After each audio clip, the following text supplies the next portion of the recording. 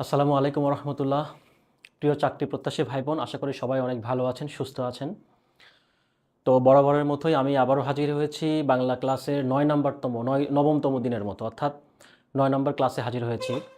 তো আমরা আজকে টোটালে মোট বাংলা ক্লাসের জন্য যে 1000 প্রশ্ন সলিউশন করব, যেটা আসলে ব্যাখ্যা সহকারে, সেটারই ধারাবাহিকতায় আজকে আমি মূলত হাজির হয়েছি নবমতম দিনের মতো, অর্থাৎ এটা 281 থেকে 315, অর্থাৎ 281 থেকে 315 নম্বর পর্যন্ত আমরা আজকে ব্যাখ্যা সহকারে বোঝার চেষ্টা করব, প্রশ্নগুলো পড়ার চেষ্টা করব।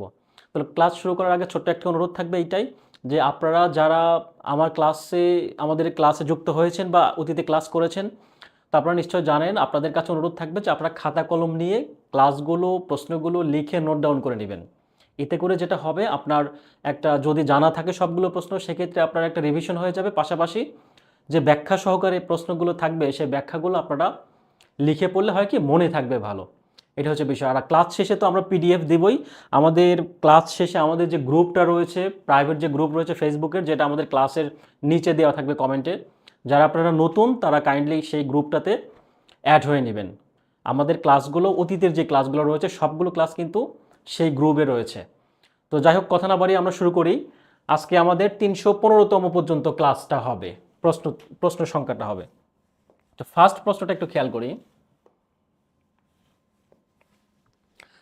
প্রশ্ন শুরু হচ্ছে 281 থেকে 315 পর্যন্ত। তো ফার্স্ট প্রশ্ন যদি খেয়াল করি, যে ছিন্নপত্র রচনাটি কোন শ্রেণীর? ছিন্নপত্র রচনাটি কোন শ্রেণীর, এটা আসছে কোথায়? সহকারী উপজেলা শিক্ষা অফিসার 2010-এ। অর্থাৎ সহকারী উপজেলা এটিওর পরীক্ষাতে আসছে ছিন্নপত্র রচনাটি কোন শ্রেণীর। খেয়াল করে একটু, ছিন্নপত্র, এটা হচ্ছে ছোট গল্প, আত্মকথন, নাটক নাকি রম্য রচনা? আসলে অ্যান্সারটা কোনটা হবে? তো আপনারা যারা অ্যান্সারগুলো জানেন, দয়া করে আপনারা কমেন্টে একটু অ্যান্সারগুলো লিখবেন। এতে করে যেটা হবে, আপনাদের রিহার্সেল হয়ে যাবে আর কি। আর আরও একটা ছোট্ট একটা অনুরোধ থাকবে, সেটা হচ্ছে আপনারা আপনাদের পরিচিত যারা আছে তাদেরকে কাইন্ডলি একটু শেয়ার দিবেন, অথবা তাদেরকে মেনশন করবেন, যাতে করে আমাদের এই ক্লাসগুলো করতে পারে। ওকে, তো ছিন্নপত্র রচনাটি আসলে কোন শ্রেণীর? এটা হচ্ছে আত্মকথন। ছিন্নপত্রটি হচ্ছে মূলত আত্মকথন। এটা কার? এটা হচ্ছে রবীন্দ্রনাথ ঠাকুরের।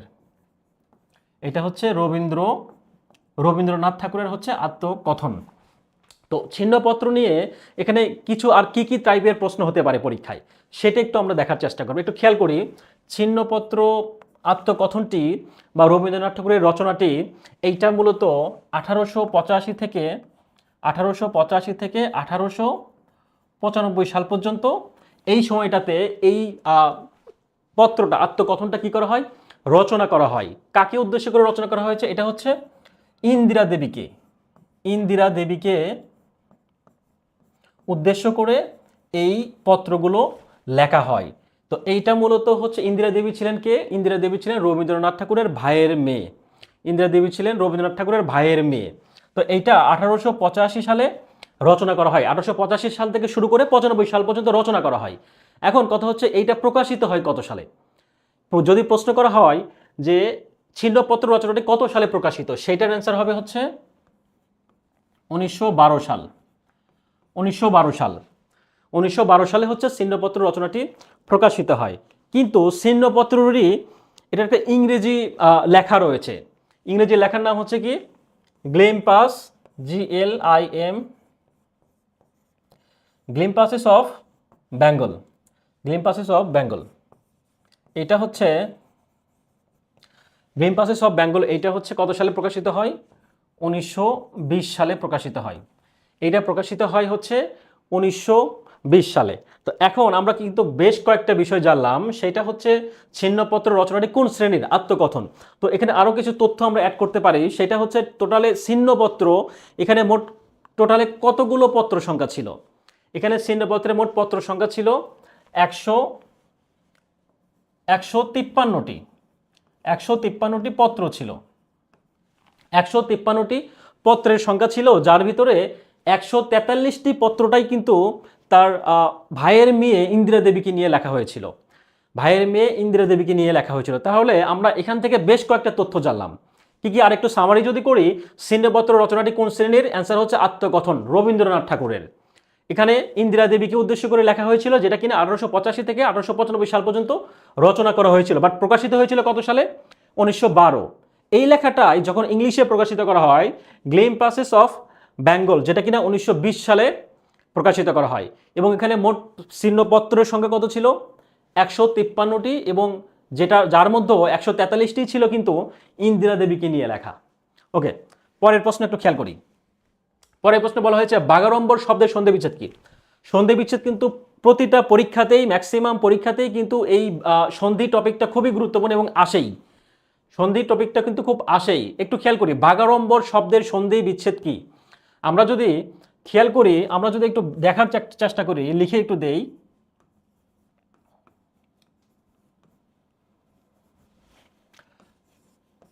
চ ছ বর্গীয় ঝ ইয়, ট ঠ ডর, ডয়বিন্দু ঢয়বিন্দু ড, মূর্ধন্য।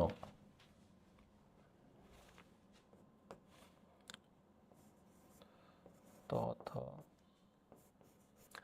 দ ধ দন্তন্য। এখন প ফ ব ভ ম। এখন কথা হচ্ছে এখানে যে বর্ণগুলো লেখা হলো, এই বর্ণগুলো লেখার উদ্দেশ্যটা কি? এখানে বর্ণগুলো লেখার উদ্দেশ্য হচ্ছে একটাই, আমরা যে বাগাড়ম্বর শব্দের সন্ধি বিচ্ছেদ করব, এইটা সন্ধি বিচ্ছেদ করার সময় আসলে নিয়মটা কি? নিয়মটা খুব সিম্পল। সেটা হচ্ছে কি, এখানে নিয়মটা আমি যদি বলে দেই, নিয়মটা খুবই হচ্ছে সহজ। সেটা হচ্ছে থ্রি ইকুয়াল হচ্ছে 3 সমান সমান 1। তো যদি 3 হয় তাহলে 1 অ্যান্সার হবে। তাহলে 3টা আসলে কি? আমরা যদি এটা নাম্বারটা যদি 1 দেই, এটা 2,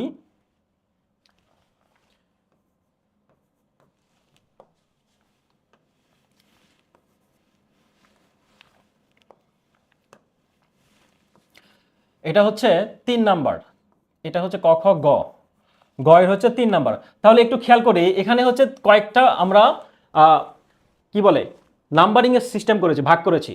তাহলে প্রথমে যদি দেখি, আমরা এখানে 5টা টোটালে আমাদের বর্ণ রয়েছে, বর্ণের লাইন রয়েছে। তাহলে এটা আসলে আমরা নিয়মটা কি? নিয়মটা হচ্ছে এখানে বলছি যে 3 ইকুয়াল 1। তার মানে এখানে খেয়াল করি, এখানে অ্যান্সার প্রশ্নে বলছে বাগাড়ম্বর শব্দের সন্ধি বিচ্ছেদ কি? বাগাড়ম্বর শব্দের সন্ধি বিচ্ছেদ অ্যান্সার হবে হচ্ছে বাগ যোগ আড়ম্বর। কেন হবে? এখানে 3 নাম্বার খেয়াল করি, এখানে হচ্ছে বাগাড়ম্বর, এখানে হচ্ছে ডয় বিন্দু র, এখানে কোথায় আছে? ডয় বিন্দু র। এখানে কয় নাম্বার ঘরে আছে? 3 নাম্বার ঘরে। তার মানে এখানে যেহেতু প্রশ্নে আমরা পেয়েছি ডয় বিন্দু র, তাহলে এখানে 3 নাম্বার থাকলে কত নাম্বার ঘরে যাবে? সেটা নাম্বার আসবে 1 নাম্বার। তাহলে এটার 1 নাম্বার কোনটা হচ্ছে? ট। এটার 1 নাম্বার কোনটা হবে? ট। তাহলে কি বাগাড়ম্বরের শব্দের কি হচ্ছে? বাগ যোগ,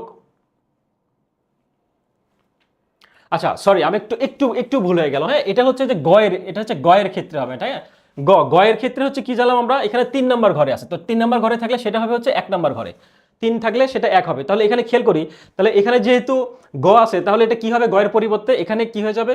ক। আর আড়ম্বর সেটা থাকবে পরবর্তী, যেটা কি হবে? আকারটা কি হয়ে যাবে? আড়ম্বর। আমরা যদি আরেকটু উদাহরণ দেই, খেয়াল করি, যদি বলা হয় ষড়যন্ত্র, ষড়যন্ত্র, ষড়যন্ত্রটা আসলে কিভাবে ভাঙবো? ষড়যন্ত্র, তো ষড়যন্ত্রটা আসলে ভাঙার উপায়টা আসলে কি? এখানে কি রয়েছে? একটা ডয়বিন্দু র।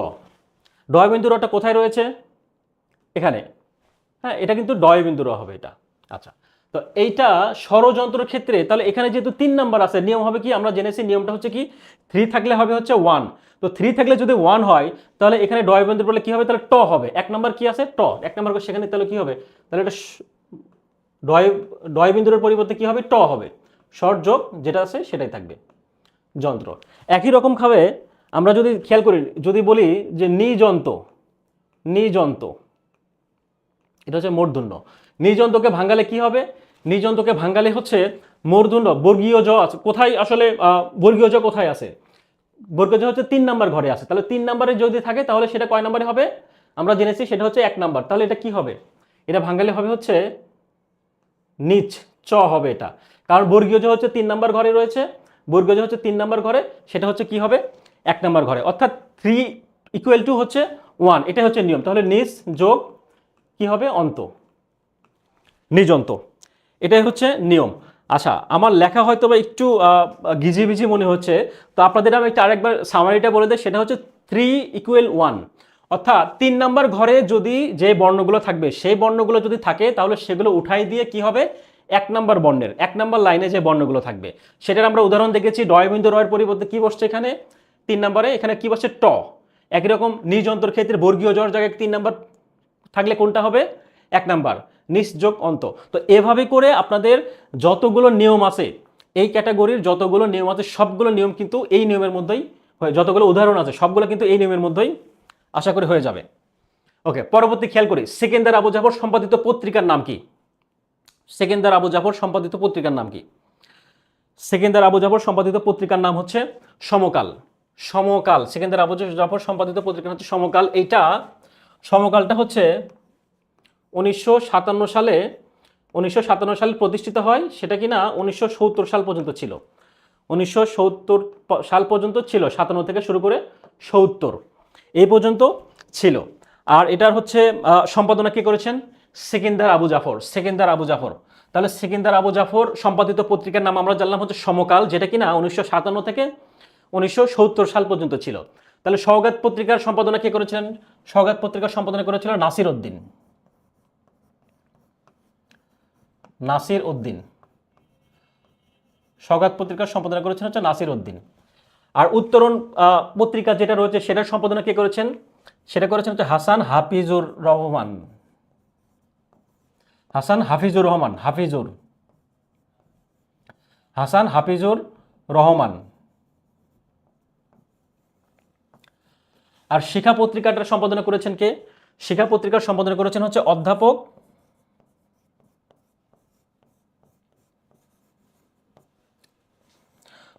আবুল হোসেন। অধ্যাপক আবুল হোসেন, উনি শিক্ষা পত্রিকার সম্পাদনা করেছেন। হোসেন বানানটা কিন্তু হয় রস্যু হবে এটা। আচ্ছা, তাহলে আমরা কয়েকটা বিষয় জানলাম। সওগাত পত্রিকার নাসির উদ্দিন, হাসান হাফিজুর রহমান হচ্ছে উত্তরণ পত্রিকার, এবং অধ্যাপক আবুল হোসেন হচ্ছে শিক্ষা পত্রিকার সম্পাদক ছিলেন। তো এই বিষয়গুলো আমরা কেন পড়বো? এখন কথা হচ্ছে পরীক্ষায় কিন্তু আসছে যে সমকাল অর্থাৎ আবু জাফর সম্পাদিত পত্রিকার নাম আসছে, বাট বাকি অপশনগুলো যদি আমরা একটু ব্যাখ্যা সহকারে পড়ার চেষ্টা করি, খেয়াল করব এখান থেকে কিন্তু বিভিন্ন চাকরি পরীক্ষায় কিন্তু এই অপশনগুলো থেকেও অনেক পরীক্ষায় চলে আসছে। তো সুতরাং ব্যাখ্যা সহকারে পড়ার আসলে কোনো বিকল্প নাই। আচ্ছা, পরের প্রশ্নটা একটু খেয়াল করি। বাবা বাজার ইলিশ থেকে এনেছেন বাক্যটি সার্থক বাক্যের কোন গুণটি হারিয়েছে? আকাঙ্ক্ষা, আসক্তি, প্রাজ্বলতা এবং যোগ্যতা। এখানে কিন্তু খেয়াল করি, বাবা বাজার ইলিশ থেকে এনেছেন, এই বাক্যগুলো কিন্তু উল্টাপাল্টা, সবগুলো কিন্তু সাজানো না। এখানে বাক্য কি হবে? বাবা বাজার থেকে ইলিশ এনেছেন। বাবা বাবা বাজার থেকে কি এনেছেন? ইলিশ এনেছেন। বাক্যটা এভাবে হবে, কিন্তু এখানে কিন্তু এলোমেলো ভাবে দেওয়া রয়েছে। তাহলে বাক্যটি সার্থক বাক্যর কোন গুণটি হারিয়েছেন? এখানে কোন গুণটি হারিয়েছেন? তাহলে সেক্ষেত্রে অ্যান্সারটা কি হবে? সেক্ষেত্রে অ্যান্সার হবে হচ্ছে কি, আসক্তি।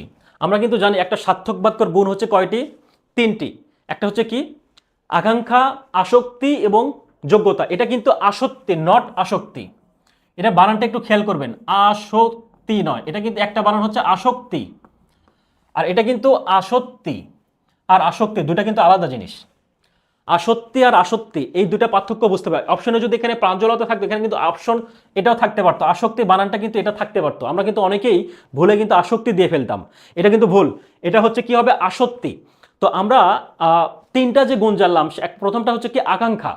আকাঙ্ক্ষা হচ্ছে একটা বাক্যের পর যখন পরবর্তী আরো একটা বাক্য শোনার ইচ্ছাকে বোঝায় সেটাকে আকাঙ্ক্ষা বলে। যেরকম আমি যদি বলি আমি ভাত, শুধু এইটুকু বলে রেখে দিলাম, তাহলে কিন্তু পরিপূর্ণ বাক্য অর্থ প্রকাশ করে না। তো পরিপূর্ণ অর্থ প্রকাশ করার জন্য কি হবে, আমি ভাত খাই বা আমি তাকে, এইটুকু বললে পরিপূর্ণ অর্থ প্রকাশ পাবে না। তাহলে আমি তাকে ছোট ভাইয়ের মতো স্নেহ করি, এইটুকু পরিপূর্ণ বাক্য প্রকাশ করতে হবে। সেটা হচ্ছে কি আকাঙ্ক্ষা, অর্থাৎ একটার পরে আরেকটা শোনার ইচ্ছা, এটাই হচ্ছে আকাঙ্ক্ষা।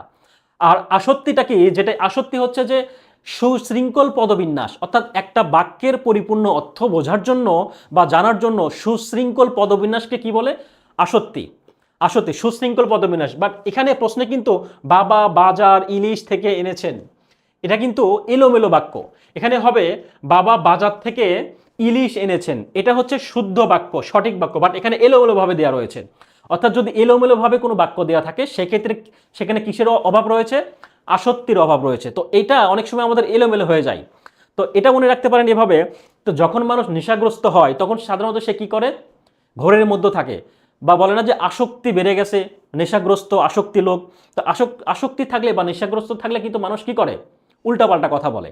তো ব্যাপারটা এরকম, যদিও এটা আসক্তি না, এটার উচ্চারণটা হবে আসক্তি। তো এই আসক্তির ক্ষেত্রে কি হবে? এলোমেলো শব্দ থাকবে।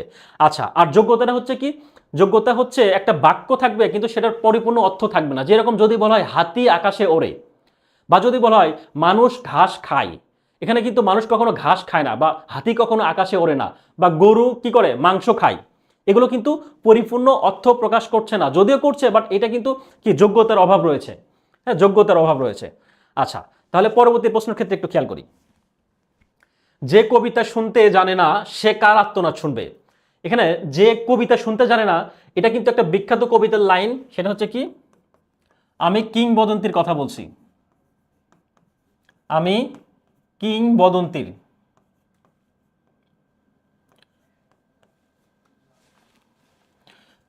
আমি কিংবদন্তির কথা বলছি। এটা এটা বিখ্যাত একটা কবিতা। এটা কার কবিতা? আবু জাফর ওবায়দুল্লাহর। আবু জাফর ওবায়দুল্লাহর কবিতা এটা। আবু জাফর ওবায়দুল্লাহ, আবু জাফর ওবায়দুল্লাহর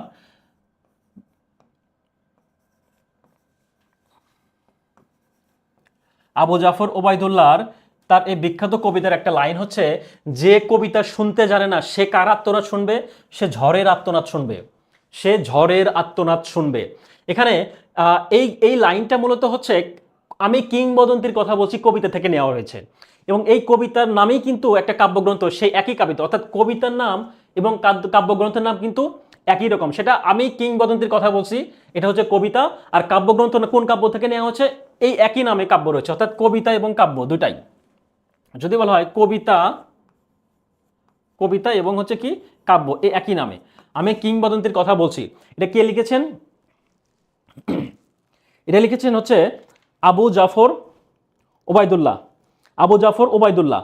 আবু জাফর ওবায়দুল্লাহর কিন্তু আবু জাফর ওবায়দুল্লাহর কিন্তু এই আমি কিংবদন্তির কথা বলছি, এইটা হচ্ছে 1981 সালে প্রকাশিত হয়। 1981 সালে এই কবিতাটা প্রকাশিত হয়। একটু খেয়াল করি, 1981 সাল এই কবিতাটি প্রকাশিত হয়।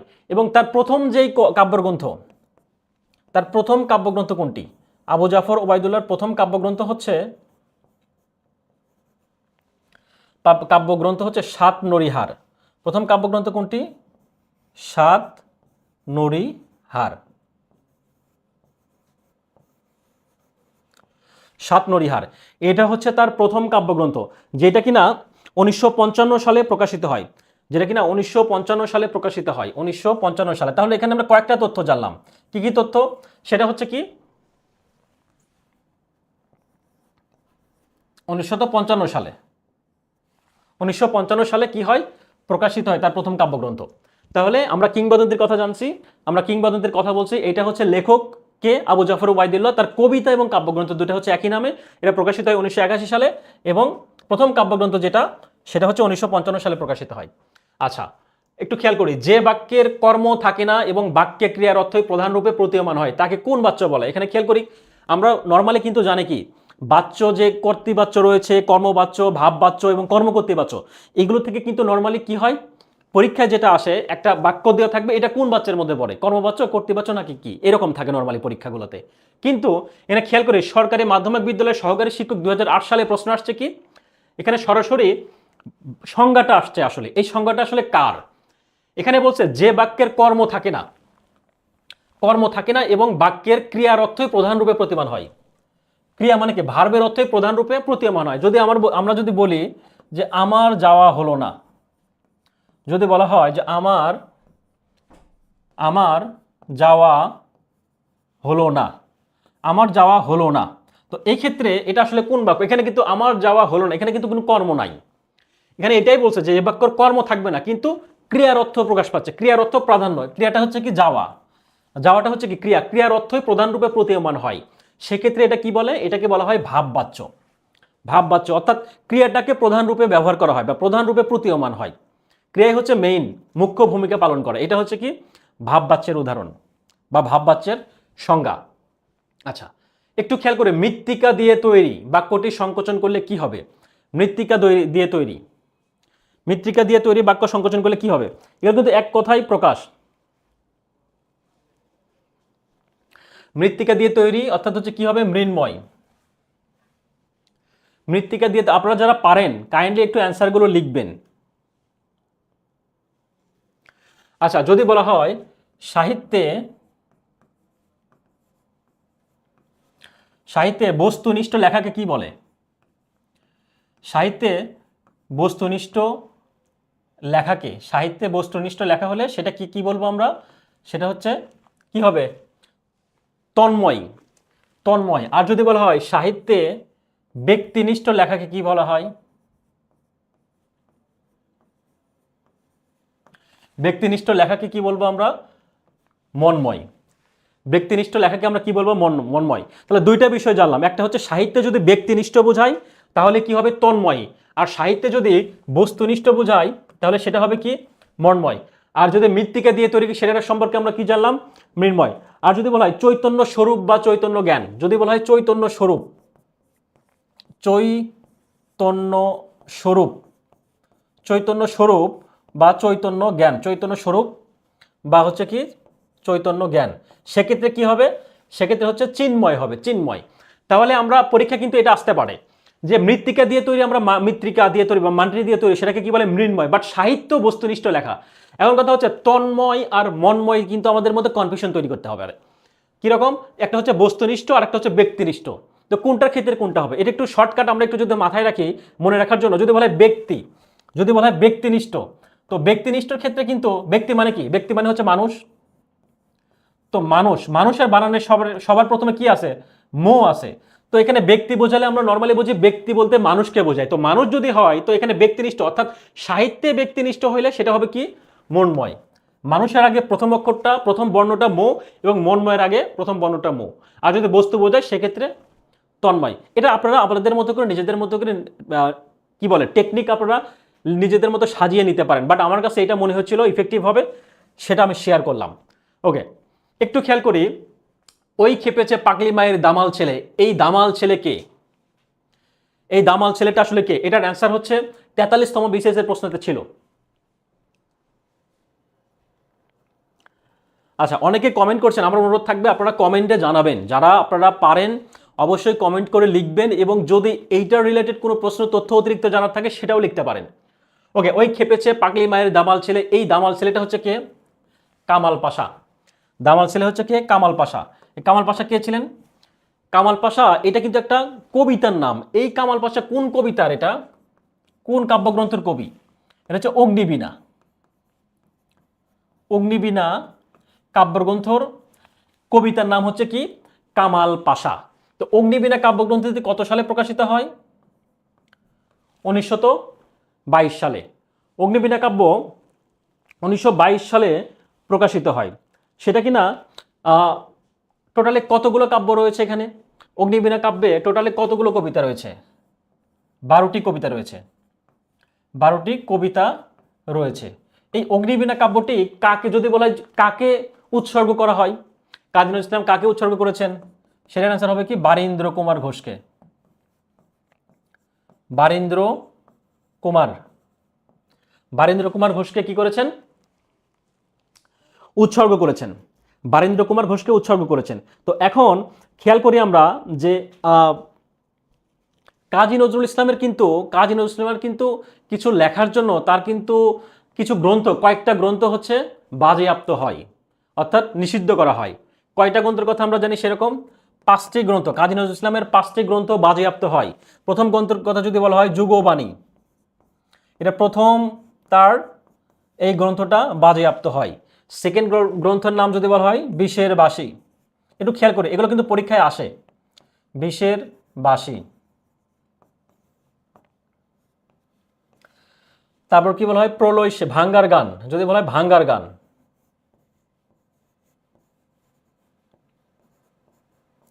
ভাঙ্গার গান। তারপর কি? প্রলয় শিখা, প্রলয় শিখা। আর লাস্ট যেটা থাকবে সেটা হচ্ছে চন্দ্রবিন্দু। চন্দ্রবিন্দু, তো এই গ্রন্থগুলো চন্দ্রবিন্দু,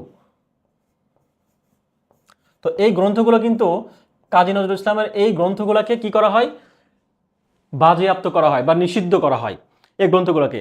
প্রথম গ্রন্থ যেটা সেটা হচ্ছে কি যুগবাণী, বিষের বাসী, ভাঙ্গার গান, প্রলয়শিখা এবং চন্দ্রবিন্দু। খুব পরীক্ষা কিন্তু আসে। এখন কথা হচ্ছে এখান থেকে আরো একটু ডিপলি আমরা যাব, সেটা হচ্ছে কি একটু খেয়াল করি। এখান থেকে যদি প্রশ্ন করা হয় যে প্রথম কোন গ্রন্থটা কি করা হয়, নিষিদ্ধ করা হয়, প্রথম কিন্তু যুগবাণী নিষিদ্ধ করা হয় কত সালে, 1922 সালে। এটা হচ্ছে 1922 সালে, এগুলো হচ্ছে নিষিদ্ধ করা হয়, নিষিদ্ধ করা হয়। তাহলে প্রথম কোন গ্রন্থ নিষিদ্ধ করা হয়, 1922 সালে যুগবাণী গ্রন্থটা নিষিদ্ধ করা হয়। আর শেষে হচ্ছে কি যুগবাণী কাব্যগ্রন্থটা, যুগবাণী কাব্যগ্রন্থটা তার প্রথম নিষিদ্ধ করা হয় এবং শেষে হচ্ছে এটা হচ্ছে প্রবন্ধ গ্রন্থ, এটা হচ্ছে যুগবাণী প্রবন্ধ গ্রন্থ। তো চন্দ্রবিন্দুটা হচ্ছে কি করা হয়, সবার শেষে হচ্ছে নিষিদ্ধ করা হয়। এটা কত সালে, 1931 সালে, 1931 সালে। আমরা কিন্তু এভাবে মনে রাখতে পারি যে আমরা জানি যে বাংলা ব্যঞ্জন বর্ণে টোটালে 39টা এবং স্বরবর্ণ হচ্ছে কয়টা, 11টা।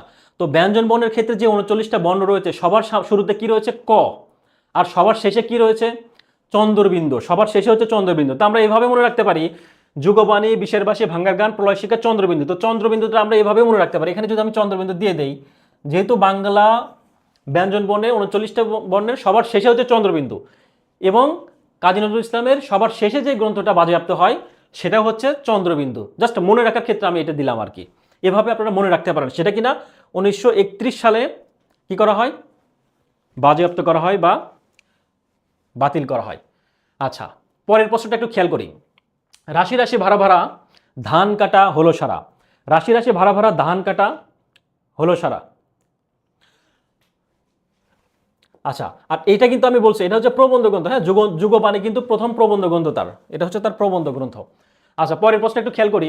রাশি রাশি ভাড়া ভাড়া ধান কাটা হলো সারা, এখানে রাশি রাশিটা আসলে কি বোঝাচ্ছে, সাপেক্ষ সর্বনাম, নির্ধারক বিশেষণ, অনুকার অব্যয় নাকি সমষ্টিবাচক বিশেষ্য? এখন কথা হচ্ছে আমি যদি বলি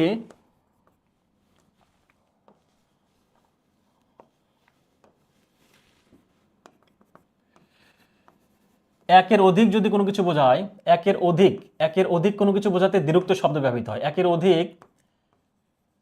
অধিক কোনো কিছু বোঝাতে,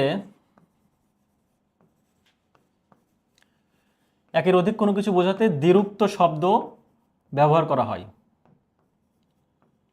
দ্বিরুক্ত শব্দ, একের অধিক কোনো কিছু বোঝাতে দ্বিরুক্ত শব্দ ব্যবহার হয়, যাকে আমরা কি বলি, যাকে নির্ধারক বিশেষণ বলা হয়, যাকে আমরা নির্ধারক বিশেষণ বলি। একটু খেয়াল করি, এখানে আমরা নির্ধারক বিশেষণটাকে একটু জানবো। নির্ধারক বিশেষণ বলে। আচ্ছা, তো এখন ব্যাপারটা হচ্ছে এখানে বলা হয়েছে যে রাশি রাশি ভাড়া ভাড়া ধান কাটা হলো সারা। এখানে রাশি রাশিটা আসলে কি, সাপেক্ষ সর্বনাম, নির্ধারক নাকি কি? তো আমরা তার আগে একটা সংজ্ঞা জেনেছি যে একের অধিক কোনো কিছু বোঝাতে দ্বিরুক্ত, একের অধিক কোনো কিছু বোঝাতে দ্বিরুক্ত শব্দ ব্যবহার হয়, যাকে আমরা নির্ধারক বিশেষণ বলি। অর্থাৎ দ্বিরুক্ত শব্দ যেটি হয় সেটাই হচ্ছে কি নিরুক্ত, সেটা হচ্ছে কি নির্ধারক বিশেষণ। এটার অ্যান্সার হচ্ছে নির্ধারক বিশেষণ। কিন্তু কেন নির্ধারক বিশেষণ হবে খেয়াল করি এখানে। আচ্ছা, এখানে ধান যদি বলা হয়, ধানটা কিন্তু বিশেষ্য, ধান কিন্তু এখানে বিশেষ্য অর্থাৎ নাউন। তো ধান কিন্তু এখানে কি বলছে, রাশি রাশি মানে কি, রাশি রাশি বলতে বোঝাচ্ছে অনেক বোঝাচ্ছে। রাশি রাশি শব্দের দ্বারা কিন্তু এই শব্দের যে দ্বিত্ব অর্থাৎ শব্দের যে অধিক, একের অধিক, এখানে কিন্তু দুইটা রাশি অর্থাৎ কি অধিক বোঝাচ্ছে। অর্থাৎ ধানের অধিক, আমরা প্রশ্নে পেয়েছি কি একের অধিক কোনো কিছু বোঝাতে, তাহলে এখানে কি একের অধিক না অনেক বোঝাচ্ছে। যদি অনেক বোঝায় অর্থাৎ দ্বিরুক্ত হয় সেক্ষেত্রে দ্বিরুক্ত শব্দ ব্যবহার করে তাকে আমরা কি বলবো, তাকে আমরা যদি একের অধিক হয় তাকে আমরা দ্বিরুক্ত শব্দ বলবো। আর এই দ্বিরুক্ত শব্দটাই হচ্ছে কি নির্ধারক বিশেষক। এই দ্বিরুক্ত শব্দটাই হচ্ছে কি নির্ধারক বিশেষক। এটা একটু খেয়াল করো, এই দ্বিরুক্ত শব্দটা কি হবে, নির্ধারক বিশেষণ হবে। আচ্ছা, পরের প্রশ্ন খেল, কোনটি জাহানারা ইমাম রচিত নয়? জাহানারা ইমাম রচিত নয় কোনটি? 71-এর দিনগুলি, ক্যান্সারের সাথে বসবাস, নিঃসঙ্গ পাইন, আমি বিজয় দেখেছি। এখানে কিন্তু 71-এর দিনগুলি, ক্যান্সারের সাথে বসবাস এবং নিঃসঙ্গ পাইন সবগুলো কিন্তু কার? সবগুলো হচ্ছে জাহানারা ইমাম রচিত গ্রন্থ। শুধু একটা বাকি রয়েছে, সেটা হচ্ছে আমি বিজয় দেখেছি। আমি বিজয় দেখেছি, এটা হচ্ছে কার? এম আর আক্তার মুকুলের লেখা। আমি বিজয় দেখেছি, M R Akter, M R Akter মুকুল, এম আর আক্তার মুকুলের লেখা হচ্ছে আমি বিজয় দেখেছি। আর বাকি যেগুলো রয়েছে, অর্থাৎ কোনটি জাহানারা ইমাম রচিত গ্রন্থ নয়? এখানে প্রশ্ন করা হয়েছে কোনটি জাহানারা ইমাম রচিত গ্রন্থ নয়। এটা কিন্তু আমি বিজয় দেখেছি, এটা কিন্তু হচ্ছে এম আর আক্তার মুকুলের আত্মকাহিনীমূলক গ্রন্থ। এটা হচ্ছে আত্মকাহিনীমূলক গ্রন্থ, এটা হচ্ছে আত্মকাহিনীমূলক গ্রন্থ। আত্মকাহিনীমূলক গ্রন্থ এটা 1985 সালে, 1985 সালে প্রকাশিত হয়। এখন জাহানারা ইমাম কিন্তু ইনি ক্যান্সারে মারা যান। জাহানারা ইমাম হচ্ছে ক্যান্সারে মারা যান। ক্যান্সার হয়ে মারা যান কত সালে? ক্যান্সারে মারা যান হচ্ছে 1994 সালে। ক্যান্সারে হচ্ছে 1994 সালে মারা যান। তো জাহানারা ইমামকে কিন্তু আমরা জানি কি শহীদ জননী। সে কিন্তু শহীদ জননী নামে পরিচিত। জাহানারা ইমাম হচ্ছে শহীদ জননী নামে পরিচিত, শহীদ জননী। তো জাহানারা ইমামের একজন সন্তান রয়েছে, তার নাম আমরা কি জানি? শাফি ইমাম রুমি। শাফি ইমাম রুমি নামে যে 4 সন্তান বা ছেলে রয়েছে, উনি কিন্তু মুক্তিযুদ্ধের সময় গেরিলা বাহিনীতে যোগদান করেছিলেন। তো উনি শাফি ইমাম রুমি, উনি গেরিলা যুদ্ধকারী অংশগ্রহণ করার সময়কালীন তাকে কী করা হয়? পাকিস্তানি হানাদার বাহিনীরা তাকে তুলে নিয়ে যায়। তো তুলে নিয়ে যাওয়ার একটা পর্যায়ে তাকে তাদের কাছে নিয়ে নির্যাতন করে এবং নির্যাতনের একটা পর্যায়ে সে মারা যায়, তাকে হত্যা করা হয়। শাফি ইমাম রুমিকে হত্যা করা হয়। তার সন্তানের নাম একটু লিখে দেই আমি, শাফি ইমাম রুমি। তো এই শাফি ইমাম রুমিকে যখন হত্যা করা হয়, তো তখন কি হয়? তার যে বন্ধুগুলো ছিল, অর্থাৎ তার যে সহকর্মী সহপাঠী, যেটা আমরা বলি না কেন, শাফির যে বন্ধুগুলো ছিল, তারা কিন্তু কি করে? তারা তার এই মাকে, জাহানারা ইমামকে কি করেন? যারা মুক্তিযুদ্ধে যারা মারা যান, অর্থাৎ যারা শহীদ হন, তাদেরকে জননী হিসেবে তাকে আখ্যায়িত করেন, অর্থাৎ তাকে শহীদ জননী হিসেবে আখ্যায়িত করেন। তখন থেকে জাহানারা ইমামের নামটা হয়ে যায় শহীদ জননী। মূলত শাফি ইমাম রুমি এনাকে হত্যা করার জন্য, বা ইনি শহীদ হওয়ার মধ্য দিয়ে তার মা উপাধি পান হচ্ছে কি শহীদ জননী, হচ্ছে জাহানারা ইমাম। ওকে, পরবর্তী প্রশ্ন কি? হাটটানের অর্থ হচ্ছে, একটা হচ্ছে সহকারী জজ প্রাথমিক পরীক্ষা। এটা হচ্ছে কি? চুরির অভ্যাস। হাটটানা বলতে বোঝায় হচ্ছে চুরির অভ্যাস, চুরি করার অভ্যাস। এটা হচ্ছে বাগধারা। মুক্তিযুদ্ধ ভিত্তিক নাটক কোনটি? সেরাতার, চাকা, বাকি ইতিহাস, কি চাহো সংকোচিল। মুক্তিযুদ্ধ ভিত্তিক নাটক কোনটি? একটু খেয়াল করুন, আপনারা যারা পারেন অবশ্যই কমেন্টে জানাবেন।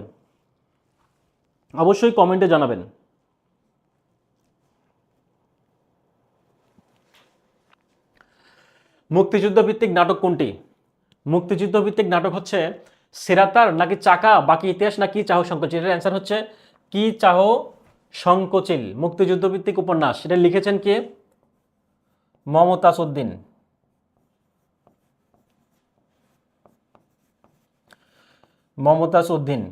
এটা লিখেছেন হচ্ছে 1985 সালে। 1985 সালে এটা প্রকাশিত হয়। 1985 সালে প্রকাশিত হয় কি চাহো সংকোচিল, মমতাজ উদ্দিনের। আর বাকি ইতিহাস, এটা হচ্ছে কার? এটা হচ্ছে বাদল সরকার। বাকি ইতিহাস বাদল সরকারের। এটা কিন্তু সবগুলোই কিন্তু নাটক। এগুলো কিন্তু সবগুলোই হচ্ছে নাটক। তো বাকি ইতিহাস লেখেন হচ্ছে কে? বাদল সরকার। আর চাকা যেটা আছে, চাকা নাটকটা কে লেখেন? সেলিম আল দিন। চাকা নাটকটা লেখেন হচ্ছে সেলিম আল দিনের লেখা। আর এটা হচ্ছে তুলসী লাহিড়ী। সেরাতার হচ্ছে কার? তুলসী লাহিড়ী। সেরাতার হচ্ছে তুলসী লাহিড়ীর লেখা নাটক। তো মূলত এগুলোর ব্যাকগ্রাউন্ডগুলো আসলে কি, মুক্তিযুদ্ধ ভিত্তিক নাটক। তো আমরা জানলাম এখানে কোন নাটকটা আসলে কে লিখেছেন। এখন কথা হচ্ছে প্রথম যে অপশনটা সেরাতার, সেরাতারের এখানে মূলত এটার যে উপজীব্য বিষয় সেইটা হচ্ছে 50-এর মনন্তর, অর্থাৎ 1943 সালে, বা বাংলায় যদি বলা হয় 1350 সালে যখন দুর্ভিক্ষ হয়, তখন সেই দুর্ভিক্ষকে কেন্দ্র করে মানুষের যে দুঃখ দুর্দশা, যে মানুষের যে সংকটময় একটা অবস্থা ছিল, সেটাকে কেন্দ্র করে কিন্তু তুলসী লাহিড়ী এই সেরাতার নাটকটি লেখেন বা রচনা করেন। আর চাকা হচ্ছে কি, চাকা হচ্ছে সেলিম আল দিনের একটা বিখ্যাত নাটক, এবং এটার উপজীব্য বিষয় ছিল 1989 সালে যখন স্বৈরাচারকে আন্দোলনের মাধ্যমে যখন বা গণঅভ্যুত্থানের মধ্য দিয়ে যখন স্বৈরাচারকে পতন করা হয়, এবং সেই পতনের মধ্য দিয়ে কি হয়, গণতন্ত্রের কি হয়, গণতন্ত্র যে নতুন করে রক্ষা করা হয়, সেটা হচ্ছে মূলত, অর্থাৎ 89-এর গণঅভ্যুত্থানে স্বৈরাচার পতন করা হয় এবং গণতন্ত্রের পূর্ণ বিকাশ ঘটানো হয়। সেটা হচ্ছে চাকা নাটকে প্রকাশিত হয়েছে। আর বাকি ইতিহাসটা হচ্ছে কি, বাকি ইতিহাস হচ্ছে বাদল সরকারের আত্মহত্যার যে মনস্তত্ত্ব, আত্মহত্যার যে মনস্তত্ত্ব, অর্থাৎ মানুষ কেন আত্মহত্যা করে, আত্মহত্যার আসলে কারণটা কি, এটার মনস্তত্ত্ব বিস্তৃতভাবে কি করেছেন, আত্মহত্যার মনস্তত্ত্বটাই কি করেছেন, বিস্তৃতভাবে ব্যাখ্যা করেছেন বা বিশ্লেষণ করেছেন। তো এগুলো আমি লিখলাম না, আপনারা একটু জাস্ট মেমোরাইজিং করেন, আপনারা চাইলে লিখে নিতে পারেন, কারণ অনেক সময় কিন্তু পরীক্ষায় উপজীব্য বিষয় সম্পর্কে আসে, এটার ব্যাকগ্রাউন্ডগুলো কি, এগুলো কিন্তু আসে। আচ্ছা, পরবর্তী প্রশ্ন হচ্ছে কি, শকট শব্দের অর্থ কি। শকট শব্দের অর্থ হচ্ছে গাড়ি। শকট শব্দের অর্থ হচ্ছে গাড়ি। পরবর্তী প্রশ্ন, অভিক রবীন্দ্রনাথ ঠাকুরের কোন গল্পের নায়ক? নষ্টনীর, না মঞ্জুর, রবিবার, নাকি ল্যাবরেটরি? অভিক, অভিক, এটা একটু লেখেন, যারা যারা পারেন একটু লেখেন।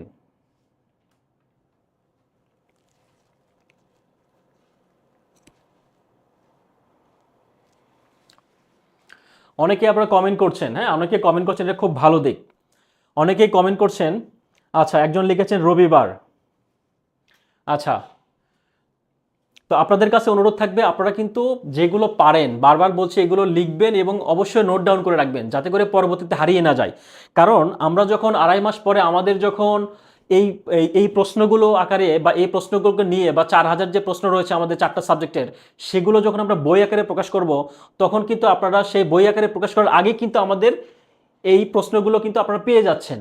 তো অনেক সময় বলে না যে কোশ্চেন আউট করা একরকম, তো বই আমরা পাবলিশ করার আগে কিন্তু আমাদের এই প্রশ্নগুলো আপনাদের পাবলিকলি প্রচার করে দিচ্ছি, শুধু আপনাদের উপকারের জন্য, আপনাদের কথা চিন্তা করে। পরবর্তীতে বই বের হলে পড়বেন, এই চিন্তাটা মাথায় নিয়েন না, কেননা পরবর্তীতে কিন্তু চাপ অনেক বেশি পড়ে যাবে, এটা মাথায় রাখতে হবে। তো ঠিক আছে, একটু খেয়াল করি, অভিক রবীন্দ্রনাথ ঠাকুর কোন গল্পের নায়ক? এটার অ্যান্সার হচ্ছে রবিবার। রবিবার। আচ্ছা, অনেকে আপনারা নষ্টনীর বলেছেন, জি না, এটা নষ্টনীর হবে না, এটা এটা হচ্ছে রবিবার হবে, এটা সঠিক অ্যান্সার হচ্ছে রবিবার। আচ্ছা, রবিবারের হচ্ছে অভিক, অভিক হচ্ছে যে অভিক কুমার, এর পূর্ণ নাম হচ্ছে, একে অভিক কুমার নামে পরিচিত, এর হচ্ছে প্রকৃত নাম বা আসল নাম হচ্ছে, এর হচ্ছে আসল নাম হচ্ছে, এর আসল নাম হচ্ছে, আচ্ছা, অভয়াচারণ। এই অভিকের হচ্ছে আসল নাম হচ্ছে অভয়াচারণ, এটা হচ্ছে রবিবার গল্পের নায়ক। আর নষ্টনীরের কথা যদি বলা হয়, নষ্টনীরের কথা যদি বলা হয়, খেয়াল করি, নষ্টনীর যদি বলা হয়, তাহলে এটা হচ্ছে কি, চারুলতা, চারুলতা অমল, চারুলতা অমল। আর না মঞ্জুরের হচ্ছে অমিয়া। এগুলো হচ্ছে চরিত্র, এই গল্পের এগুলো চরিত্র, এগুলো কিন্তু সবগুলোই চরিত্র, এটা একটু মাথায় রাখবেন, চরিত্র, চরিত্র এগুলা।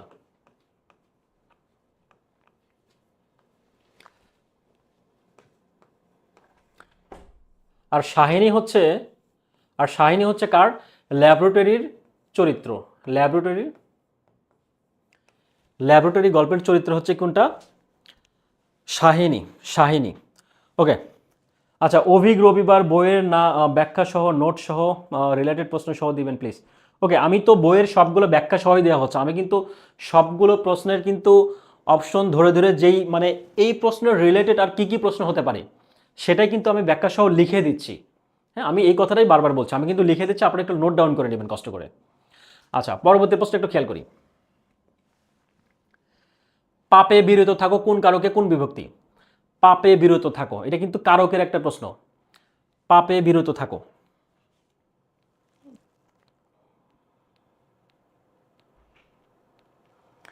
আচ্ছা, অনেকে জিজ্ঞেস করছে ব্যাখ্যাগুলো বইয়ে থাকবে কিনা। ব্যাখ্যাগুলো বইয়ে থাকবে না। কেন থাকবে না আমি বলি। আমাদের কিন্তু বইয়ের আমরা যখন বই পাবলিশ করবো এটা কিন্তু কিউআর কোড থাকবে। হ্যাঁ, আপনার কিন্তু আমাদের যে গ্রুপটা রয়েছে ফেসবুক, যে প্রাইভেট গ্রুপটা রয়েছে সেখানে কিন্তু আমরা পোস্ট করি। এই ক্লাসটা শেষে কিন্তু আমি এই আজকের ক্লাসের পিডিএফটা কিন্তু আমি কমেন্টে জানিয়ে দেবো। কমেন্টে কিন্তু এই পিডিএফটা কিন্তু আমি প্রকাশ করব, কমেন্টে দিয়ে দিব। তো সেখানে কিন্তু লেখা আছে, খেয়াল করবেন যে এগুলো কিন্তু বই আকারে বের হবে এবং কিউআর কোড থাকবে।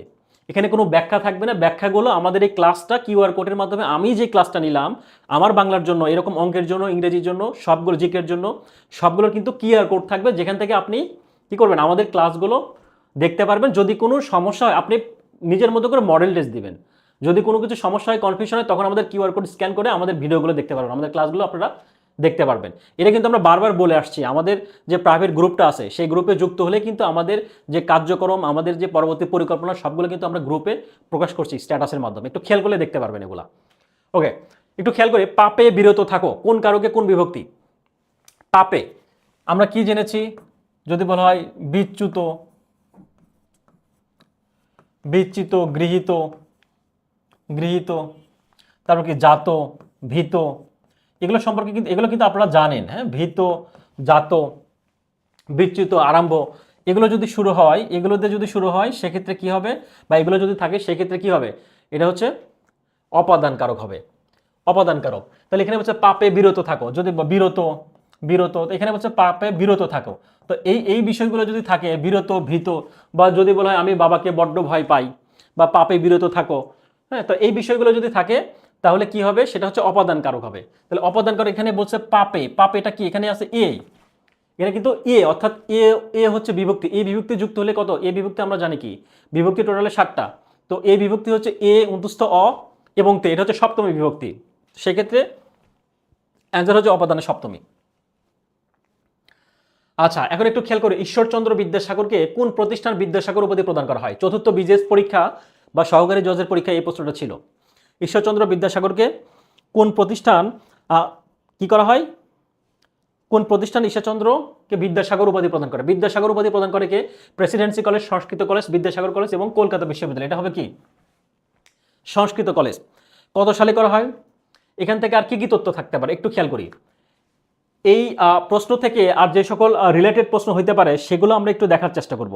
প্রথমে যদি বলা হয় বিদ্যাসাগর উপাধিটা কত কত সালে দেয়? 1839 সালে 22 এপ্রিল তাকে বিদ্যাসাগর উপাধিতে ভূষিত করা হয়। কোন প্রতিষ্ঠান করে? সংস্কৃত কলেজ। এই সংস্কৃত কলেজে ঈশ্বরচন্দ্র বিদ্যাসাগর যখন পড়াশোনা করেন তিনি টোটালে কত বছর পড়াশোনা করেছিলেন? সেটা হচ্ছে 12 বছর 5 মাস। 12 বছর 5 মাস। এই 12 বছর 5 মাস হচ্ছে কি করেন? তিনি সেখানে পড়াশোনা করেন। আর ঈশ্বরচন্দ্র বিদ্যাসাগর কিন্তু বাংলা গদ্যর জনক বলা হয়। যদি বলা হয়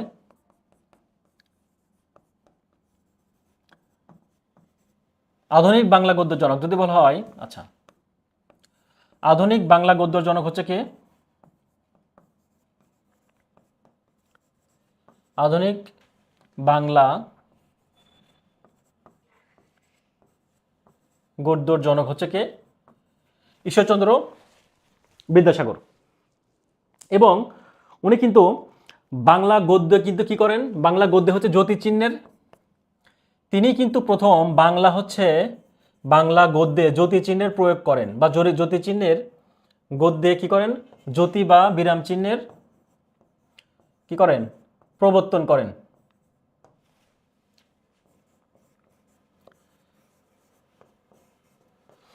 তাহলে আমরা এখানে কয়টা বিষয় জানলাম? জ্যোতি বা বিরাম চিহ্নের প্রবর্তন করেন। আচ্ছা, 1839 সালের 22 এপ্রিল তাকে হচ্ছে বিদ্যাসাগর উপাধিতে ভূষিত করা হয়। তিনি 12 বছর 5 মাস এই প্রতিষ্ঠানে অধ্যয়ন করেছিলেন। এবং আধুনিক বাংলা গদ্যের জনক আমরা জানলাম ঈশ্বরচন্দ্র বিদ্যাসাগর, এবং বাংলা গদ্যের জনককে ঈশ্বরচন্দ্র বিদ্যাসাগর। এগুলো সবগুলো কিন্তু কি? ঈশ্বরচন্দ্র বিদ্যাসাগর। ওকে, পরবর্তী খেয়াল করে নিচের কোন বানানটি ভুল, অশুদ্ধ? গণিত, বিপণী, লবণ কোন? লবণ কোন? স্বভাবতই মূর্ধন্য, স্বভাবতই স্বভাবতই মূর্ধন্য হয়। স্বভাবতই মূর্ধন্য কিন্তু হয়েছে নিচের বাক্যে, নিচের শব্দগুলোতে। একটু খেয়াল করি, নিচের কোন বানানটি ভুল? এটা কিন্তু লবণ বানানটি ভুল। কেন ভুল? এখানে মূর্ধন্য হবে লবণ বানানোর ক্ষেত্রে। লবণ বানানোর ক্ষেত্রে হচ্ছে ল ব মূর্ধন্য হবে। এটা শুন, এটা হবে কেন হবে? কিছু কিছু শব্দ রয়েছে নত্যবিধান এবং সত্যবিধানের নিয়ম অনুযায়ী আমরা কিন্তু জানি যে কিছু বর্ণ, কিছু শব্দ রয়েছে যেগুলো আসলে কোনো নিয়ম মানে না, এগুলো আমাদের মুখস্থ করতে হবে। যেরকম চাণক্য, মাণিক্য, গণ পড়ছি না আমরা?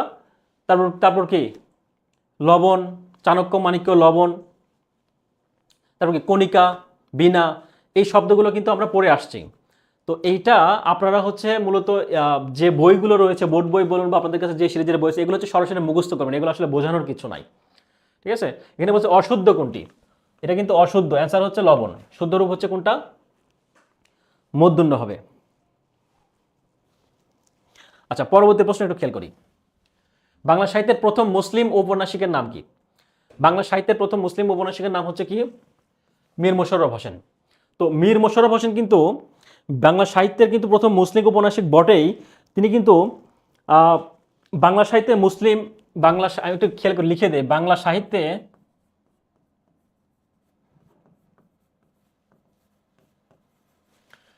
বাংলা সাহিত্যে প্রথম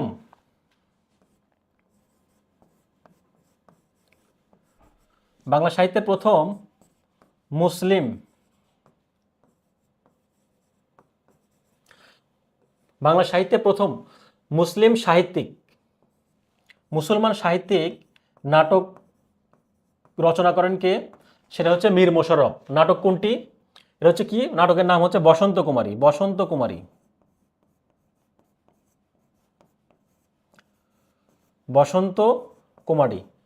এটা হচ্ছে একই সাথে তিনি কি ঔপন্যাসিক, প্রথম মুসলিম ঔপন্যাসিক, একই সাথে হচ্ছে কি প্রথম মুসলিম সাহিত্যিক, প্রথম নাটক। বাংলা সাহিত্যের প্রথম মুসলিম সাহিত্যিকের নাটক কোনটি? হ্যাঁ, বাংলা সাহিত্যের প্রথম মুসলিম সাহিত্যের নাটক হচ্ছে বসন্ত কুমারী। বসন্ত কুমারী, বসন্ত কুমারী।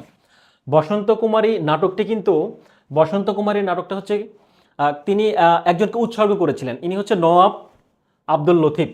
উৎসর্গ করেছিলেন কাকে? উৎসর্গ করেছিলেন হচ্ছে নওয়াব আব্দুল লতিফকে।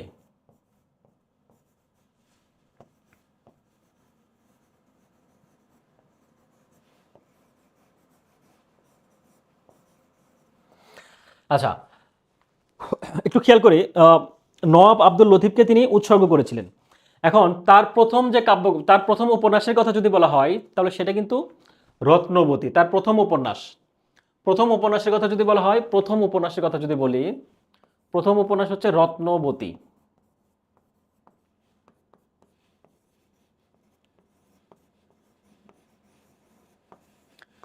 তার প্রথম উপন্যাস হচ্ছে রত্নবতী। রত্নবতী। আচ্ছা, অনেকে কমেন্ট করছেন, গুড।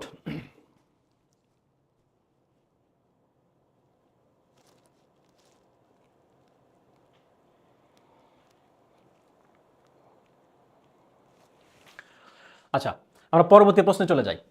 নন্দিত এর বিপরীতার্থক শব্দ কোনটি? নন্দিত এর বিপরীত শব্দ হচ্ছে নিন্দিত।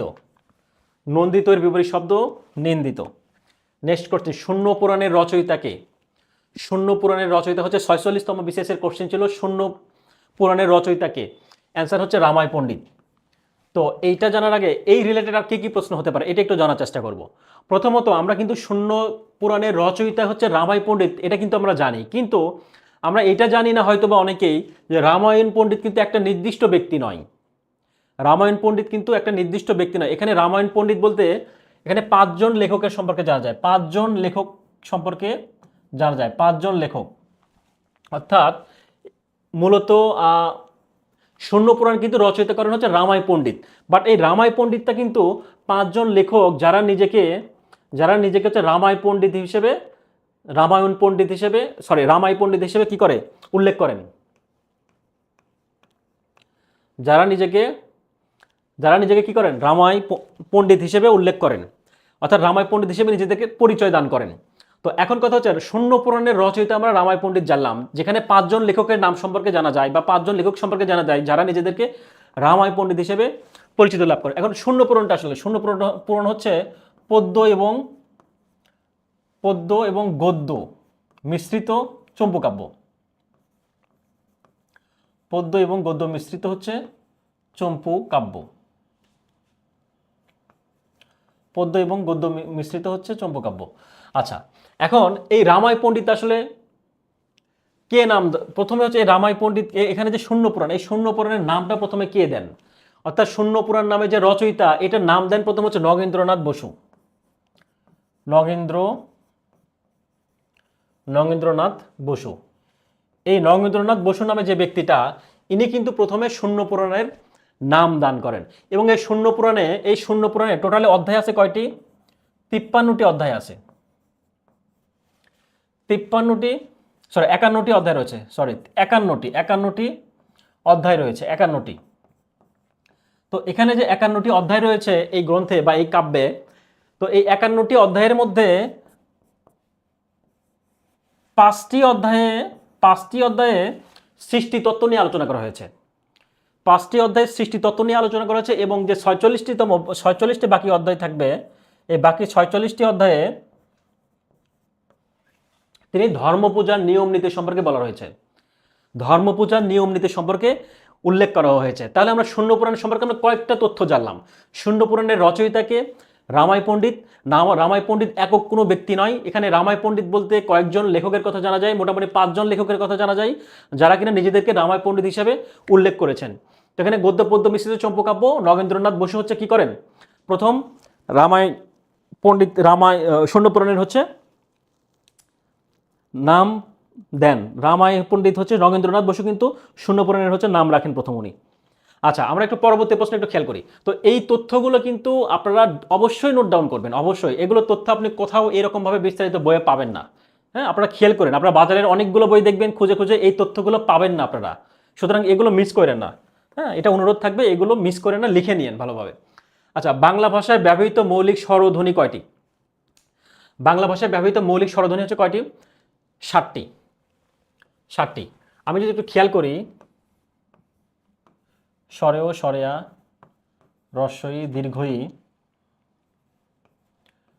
রস্ব, দীর্ঘ, রি, এ, ওই, ও, ও। এখন একটু খেয়াল করুন, এখানে কিন্তু 11টা, 3, 6, 9, 10, 11। আচ্ছা, রি, এ, ওই, ও। এখন এখানে বলছে বাংলা ভাষায় ব্যবহৃত মৌলিক স্বরধ্বনি কয়টি? এখানে হচ্ছে অ্যান্সার হচ্ছে কয়টি? 7টি। তার আগে একটু খেয়াল করি, এখানে বলছে কি, যদি বলা হয় যৌগিক শব্দ, যদি বলা হতো যে বাংলা ভাষায় যৌগিক স্বরধ্বনি কয়টি বা যৌগিক স্বরবর্ণ কয়টি, যদি বলা হয় যৌগিক স্বরবর্ণ কিন্তু এই 2টি। যৌগিক স্বরবর্ণ হচ্ছে কয়টি? যৌগিক স্বরবর্ণ হচ্ছে এই 2টি। কোনটি? সিকোয়েন্স অনুযায়ী যদি আমরা লিখে নিই তাহলে আমাদের বুঝতে সুবিধা হবে। তাহলে ওই এবং ও এগুলো হচ্ছে কি যৌগিক স্বরবর্ণ। কয়টি পেলাম আমরা? 2টি। তাহলে বাকি যেগুলো থাকলো, বাকি যে 9টা থাকলো, সেই 9টার মধ্যে আমরা দেখব যে মৌলিক স্বর ধ্বনি কয়টি। এখন এখানে খেয়াল করি, এখানে দীর্ঘই এবং হ্রস্বউ, দীর্ঘই এবং দীর্ঘ আর হচ্ছে রি, এই 3টা বাদ যাবে। বাদ গেলে তাহলে কয়টা থাকবে বর্ণ? 1, 2, 3, 4, 5, 6। এই 6টা বর্ণকে আমরা কি বলবো? মৌলিক স্বরবর্ণ। এই 6টা হচ্ছে মৌলিক স্বরবর্ণ, এগুলোকে বলা হয় মৌলিক স্বরবর্ণ। এখানে কিন্তু বুঝতে হবে স্বরবর্ণ, স্বরধ্বনি এক জিনিস আর স্বরবর্ণ এক জিনিস। স্বরবর্ণটা হচ্ছে কি, যেগুলো আমরা দেখতে পাচ্ছি অর্থাৎ লিখিত রূপ রয়েছে সেগুলো হচ্ছে বর্ণ, যেগুলো লেখা যায়। ধ্বনি হচ্ছে কি, যেগুলো আমরা উচ্চারণ করি, মুখ দিয়ে উচ্চারণ করি, এটা হচ্ছে ধ্বনি। তো এখন এখানে প্রশ্নে আসছে মৌলিক স্বরধ্বনি কয়টি? তো মৌলিক স্বরধ্বনি কিন্তু 7টি। তাহলে এখানে তো আমরা পাইলাম বর্ণ হচ্ছে 6টি, তাহলে 7টা কিভাবে? এখানে এই যে এ যেটা আছে, এই এ থেকে কিন্তু স্বরে, এই টোটালি হচ্ছে 7টা হচ্ছে মৌলিক স্বরধ্বনি। এই 7টা হচ্ছে মৌলিক স্বরধ্বনি। আর যদি স্বরবর্ণের কথা হয় তাহলে এটা বাদ যাবে, এই বাদ বাকি যেগুলো থাকবে সেগুলো এখানে স্বরবর্ণ কয়টি? এই 6টি হচ্ছে মৌলিক স্বরবর্ণ। আর স্বরধ্বনির কথা বললে কি হবে? নতুন করে যুক্ত হবে। এটা হচ্ছে বিষয়। 302 নম্বর প্রশ্নে কি বলা হয়েছে আমরা একটু খেয়াল করি। পরবর্তী প্রশ্ন হচ্ছে কি, কাজী নজরুল ইসলাম কোন কবিতার জন্য কারাভোগ করেন? তো কাজী নজরুল ইসলাম কিন্তু কারাভোগ করেছিলেন কোন কবিতার জন্য, একটু খেয়াল করি। এটা কিন্তু খুবই গুরুত্বপূর্ণ একটা প্রশ্ন। খেয়াল করি এখানে আসছে কি 26তম বিসিএস, 22তম এবং 13তম বিজেএস পরীক্ষাতে কিন্তু এটা চলে আসছে। খেয়াল করি এখানে অপশনে কি রয়েছে, বিদ্রোহী কবিতার জন্য, প্রলয় উল্লাস কবিতার জন্য, আনন্দময়ীর আগমনে, নাকি আসলে মহরম কবিতার জন্য। তো খেয়াল করি এটার অ্যান্সার কি, কাজী নজরুল ইসলাম কোন কবিতার জন্য কারাভোগ করেন? তো এটার অ্যান্সার হচ্ছে আনন্দময়ীর আগমন। তো এই আনন্দময়ীর আগমনে কবিতার জন্য কিন্তু কাজী নজরুল ইসলাম কারাভোগ করেন। তো আরও কিছু তথ্যের কথা যদি বলি, তো কাজী নজরুল ইসলাম কিন্তু এই আনন্দময়ীর আগমনে কবিতাটা কিন্তু 1922 সালের 22শে সেপ্টেম্বর 1922 সালের 22শে সেপ্টেম্বর কিন্তু ধূমকেতু পত্রিকায় প্রকাশিত হয়। কোন পত্রিকায়? ধূমকেতু। খেয়াল করি এই আনন্দময়ীর আগমনে কবিতাটি কিন্তু 1922 সালের 22শে সেপ্টেম্বর ধূমকেতু পত্রিকায় প্রকাশিত হয়। তো এই পত্রিকায় ধূমকেতু পত্রিকায় প্রকাশিত হয়। তো এই পত্রিকায় প্রকাশিত হওয়ার পরে কি হয়, একই বছরে অর্থাৎ 1922 সালের 23শে নভেম্বর কি হয়, 23শে নভেম্বর কাজী নজরুল ইসলামকে কুমিল্লা থেকে গ্রেফতার করা হয়। 23শে নভেম্বর কাজী নজরুল ইসলামকে গ্রেফতার করা হয়। গ্রেফতার করা হয় কোথা থেকে? কুমিল্লা থেকে কাজী নজরুল ইসলাম কিন্তু গ্রেফতার করা হয়। তো পরবর্তীতে কি হয়, 1923 সালের 16 জানুয়ারি, পরবর্তীতে 1923 সালের 16 জানুয়ারি কি করা হয়, কাজী নজরুল ইসলামকে 1 বছরের কারাদণ্ড দেওয়া হয়। 1923 সালের 16 জানুয়ারি কি করা হয়, কাজী নজরুল ইসলামকে 1 বছরের কারাদণ্ড দেওয়া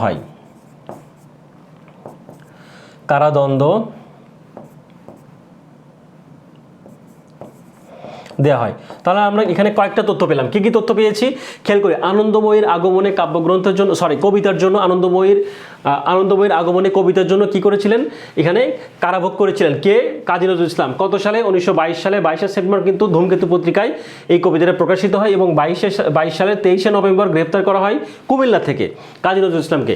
এবং ঠিক পরবর্তী বছরে 1923 সালের 16 জানুয়ারি কি কয় কি তাকে 1 বছরের জন্য কারাদণ্ড দেওয়া হয়। ওকে, কোনটি অলুক তৎপুরুষ সমাসের উদাহরণ? একটু খেয়াল করি। অলুক তৎপুরুষ এখানে যদি বলা হয় অলুক দ্বন্দ্ব,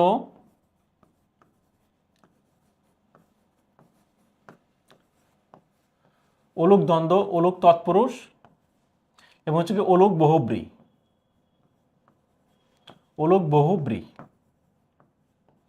তো এগুলো আমরা চিনব কিভাবে একটু খেয়াল করি। অলুক দ্বন্দ্ব, অলুক তৎপুরুষ এবং হচ্ছে অলুক বহুব্রী। এখন আমরা এখানে প্রশ্নে বলছে নিচের কোনটি অলুক তৎপুরুষ সমাসের উদাহরণ, এটা চাইছে অলুক তৎপুরুষ। তো আমরা যদি কয়েকটা উদাহরণ নেই, যদি বলা হয় খেলার মাঠ, বা যদি বলা হয় হচ্ছে তেলে ভাজা। এখন ব্যাপারটা হচ্ছে যে অলুক তৎপুরুষ সমাসের ক্ষেত্রে পূর্ব পদটাতে বিভক্তি থাকবে। এখানে রয়ের ষষ্ঠী বিভক্তি, এর পূর্বপদটা, এখানে কিন্তু দুইটা পদ, পূর্বপদ একটা, পরপদ। আমরা জানি কিন্তু দুইটা পদ থাকে, পূর্বপদ পরপদ। তো পূর্বপদের ক্ষেত্রে কিন্তু এখানে বিভক্তি রয়েছে। তো যদি অলিক তৎপুরুষ সমাসের ক্ষেত্রে যদি পূর্বপদে বিভক্তি থাকে আর পরপদে যদি কোনো বিভক্তি না, এখানে তেলে এই বিভক্তি রয়েছে, পরপদে যদি বিভক্তি না থাকে সেক্ষেত্রে কি হবে, সেই ক্ষেত্রে ওটা হচ্ছে অলুক তৎপুরুষ। আর অলুক দ্বন্দ্বটা হচ্ছে কি, অলুক দ্বন্দ্বটা হচ্ছে যদি বলা হয় মাছে ভাতে, যদি বলা হয় মাছে ভাতে, বা যদি বলা হয় জলে স্থলে, বা যদি বলা হয় দুধে ভাতে, যেটাই হোক, তাহলে এখানে কিন্তু দুইটা পূর্বপদেও বিভক্তি রয়েছে, এ বিভক্তি, পরপদেও এ বিভক্তি। এটাও দুইটা পদে কিন্তু পূর্বপদ এবং পরপদ দুই জায়গায় বিভক্তি। দুই জায়গায় যদি বিভক্তি থাকে সেক্ষেত্রে হচ্ছে অলুক দ্বন্দ্ব। আর অলুক তৎপুরুষের ক্ষেত্রে প্রথম জায়গায় প্রথম পূর্বপদে বিভক্তি থাকবে, পরপদে বিভক্তি থাকবে না, এটা হচ্ছে কি অলুক তৎপুরুষ। আর অলুক বহুব্রী যেটা, আমরা এই পাশে একটু লিখি অপশনগুলা। অলুক বহুব্রী যেটা অলুক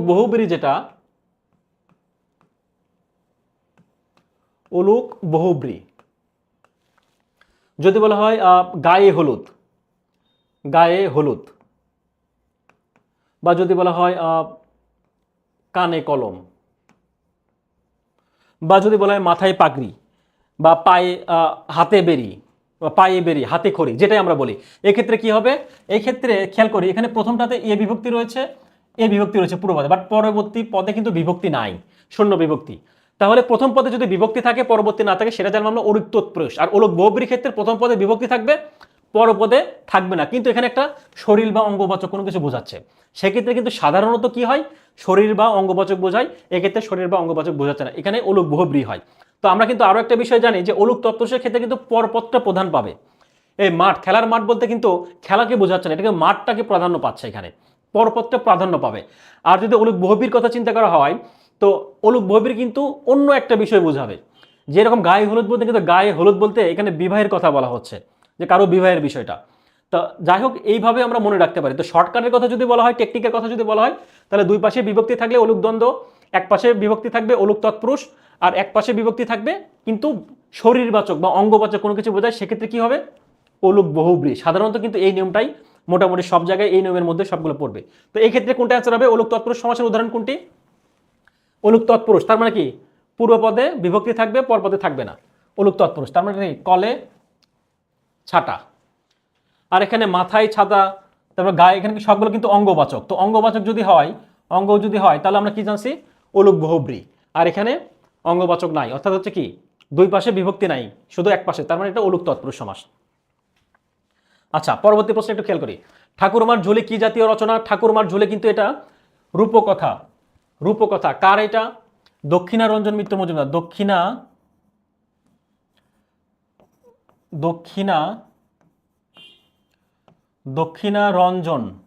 দক্ষিণারঞ্জন মিত্র মজুমদার কি করেছেন? মিত্র মজুমদার হচ্ছে ঠাকুরমার মজুমদার ঠাকুরমার ঝুলি এটা লিখেছেন। কত সালে লিখেছেন? সালটা যদি বলা হয়, সেটা হচ্ছে কি 1907 সালে লিখেছেন। 1907 সালে ঠাকুরমার ঝুলি জাতীয় রচনা করেছেন। তো এটাই কিন্তু তিনি এইটার ঠাকুরমার ঝুলি রূপক কথা যেটা রয়েছে, এটা কিন্তু ভূমিকা লিখেছিলেন রবীন্দ্রনাথ ঠাকুর।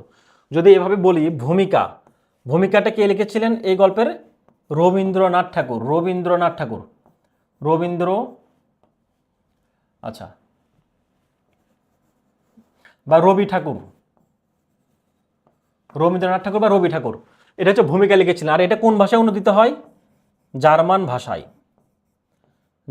ভাষায় এটা অনুদিত হয়। জার্মান ভাষায় অনুদিত হয়। তো আমরা কয়েকটা তথ্য জানলাম এখান থেকে। জার্মান ভাষায় অনুদিত হয়, ভূমিকা লেখেন হচ্ছে কে?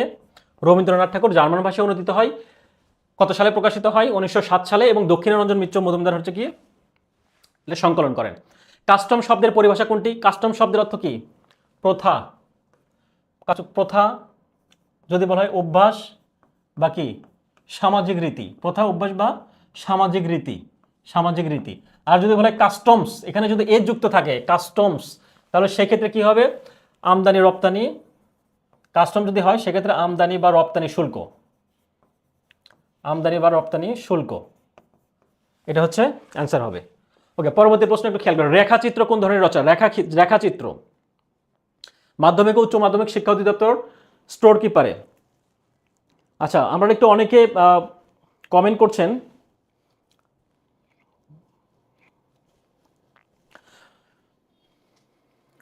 রেখাচিত্র কোন ধরনের রচনা? রেখাচিত্র হচ্ছে আত্মজীবনীমূলক। কার এটা? আবুল ফজল। রেখাচিত্র হচ্ছে আবুল ফজলের। তো রেখাচিত্র নামে আরো একজনের রচনা রয়েছে, বুদ্ধদেব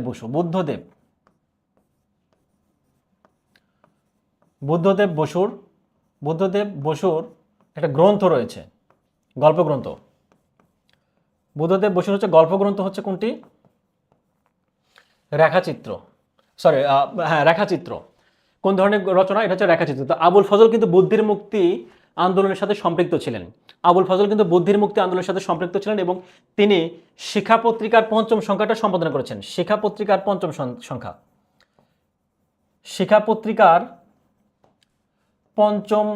সংখ্যার সম্পাদক ছিলেন কে? পঞ্চম সংখ্যার সম্পাদক হচ্ছে আবুল ফজল।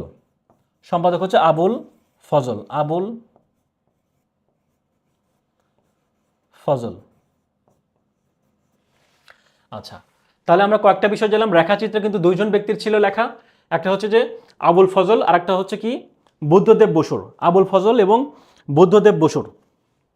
আর শিক্ষা পত্রিকা কিন্তু পঞ্চম সংখ্যায় সম্পাদক ছিলেন, পঞ্চম সংখ্যার সম্পাদক ছিলেন। আচ্ছা, ফুড কনফারেন্স গ্রন্থের রচয়িতা কে? আবুল কালাম শামসুদ্দিন, আবুল মনসুর আহমেদ, আবুল ফজল নাকি মাহবুবুল আলম? ফুড কনফারেন্স একটু খেয়াল করি। ফুড কনফারেন্স এটা হচ্ছে ব্যঙ্গ রসাত্মক, এটা হচ্ছে ব্যঙ্গ রসাত্মক গ্রন্থ, ব্যঙ্গ রসাত্মক গ্রন্থ নাম হচ্ছে কি ফুড কনফারেন্স। এটি লিখেছেন হচ্ছে আবুল মনসুর আহমেদ। কত সালে লেখেন? 1944 সালে। 1944 সালে কি করেন? লেখেন। তো তার প্রথম ব্যঙ্গ রসাত্মক কোনটা ছিল? তার প্রথম ব্যঙ্গ রসাত্মক বই ছিল,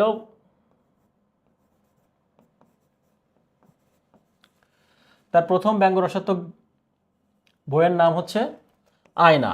আয়না, যেটা কিনা 1935 সালে প্রকাশিত হয়। 1935 সালে প্রকাশিত হয়। তাহলে তার প্রথম ব্যঙ্গ রসাত্মক বইয়ের নাম হচ্ছে আয়না, 1935 সালে প্রকাশিত হয়।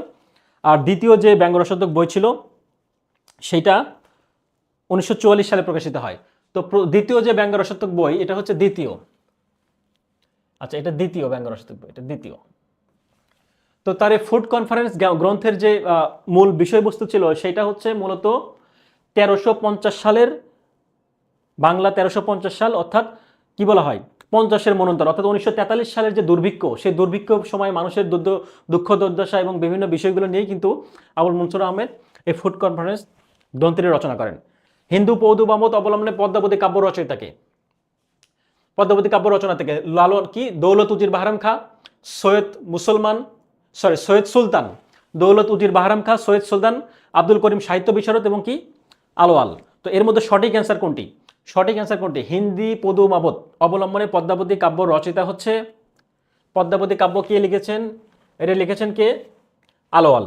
তো আলোয়াল কার হচ্ছে অনুরোধে পদ্মাবতী কাব্য রচনা করেছেন? আলোয়াল মূলত আরাকান রাজ্যের প্রধানমন্ত্রী ছিল কোরশি মাগন ঠাকুর। কোরশি মাগন ঠাকুর মূলত এই কোরশি মাগন ঠাকুর ওনার অনুরোধে এই পদু মাবত অবলম্বনে তিনি পদ্মাবতী কাব্য রচনা করেন। পদু মাবত অবলম্বনে পদ্মাবতী কাব্য রচনা করেন।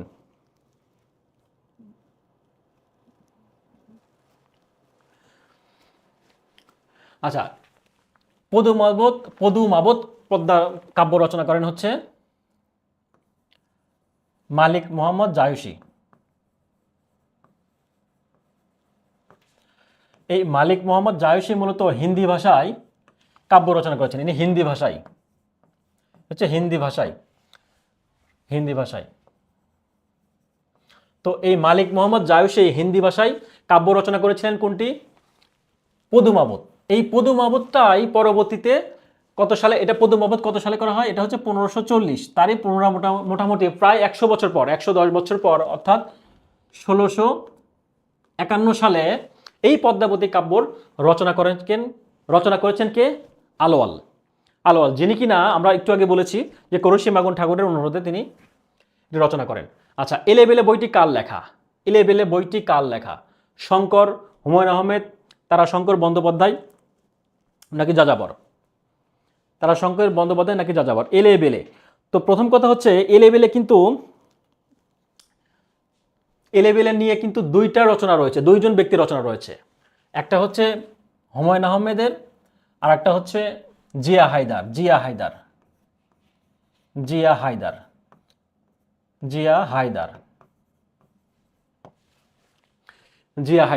তো জিয়া হায়দার নামে কিন্তু ইনি নাটক লিখেছেন, এলেবেলে নামে নাটক লিখেছেন।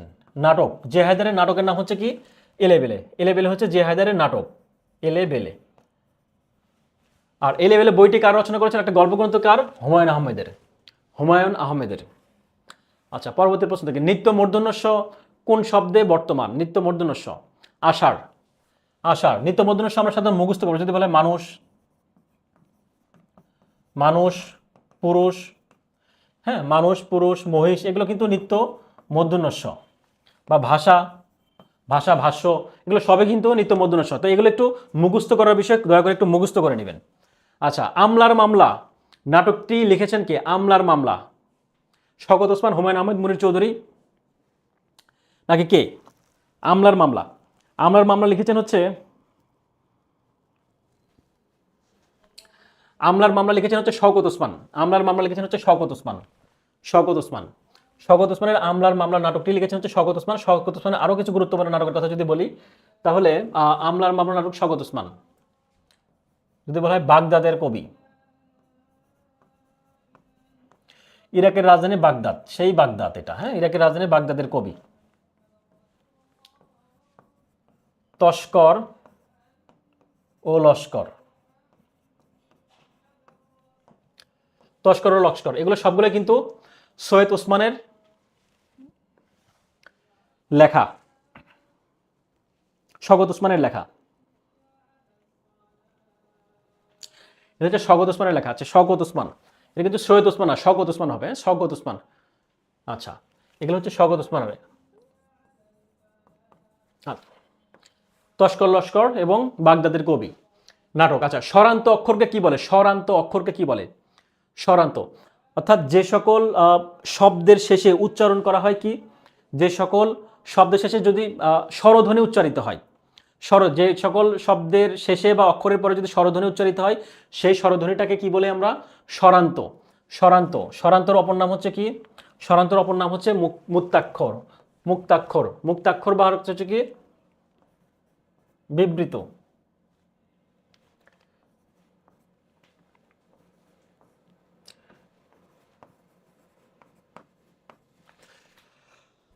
আচ্ছা, বিবৃত, মুক্তাক্ষর বা হচ্ছে বিবৃত, বিবৃত, বিবৃতি হয়ে গেছে না? আচ্ছা, বিবৃত, এটা বিবৃত হবে, মুক্তাক্ষর বা বিবৃত। এখন কথা হচ্ছে যে স্বরান্ত অক্ষরকে কি বলে? মুক্তাক্ষর যদি অপশনে না থাকে বিবৃত হবে, বিবৃত অপশনে না থাকলে স্বরান্ত হবে।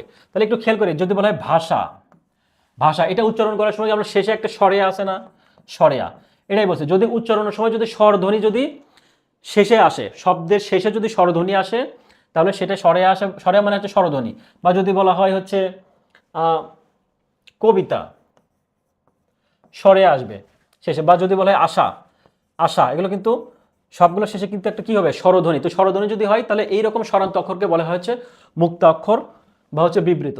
আচ্ছা, অনল প্রবাহ রচনা করেছেন কে? অনল প্রবাহ ইসমাইল হোসেন সিরাজি। ইসমাইল হোসেন সিরাজির একটা বিখ্যাত কি বলে কাব্যগ্রন্থ হচ্ছে অনল প্রবাহ। ইসমাইল হোসেন সিরাজির বিখ্যাত এবং প্রথম কাব্যগ্রন্থ এটা। প্রথম কাব্যগ্রন্থ হচ্ছে কি অনল প্রবাহ, যেটা কিনা 1900 সালে প্রকাশিত হয়। 1900 সালে প্রকাশিত হয় এবং পরবর্তীতে এই অনল প্রবাহ এই দ্বিতীয় সংস্করণ হয় কত সালে? দ্বিতীয় সংস্করণ হচ্ছে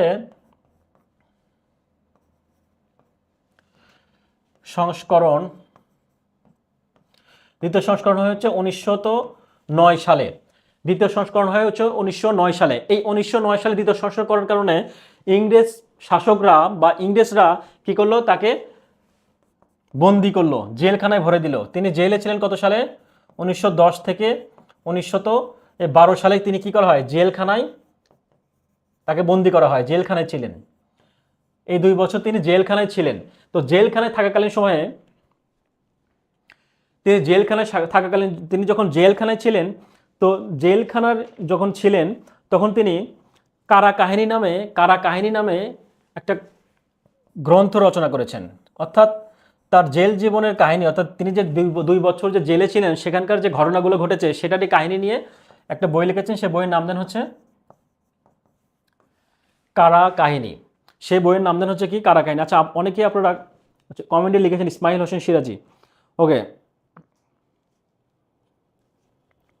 কারা কাহিনী।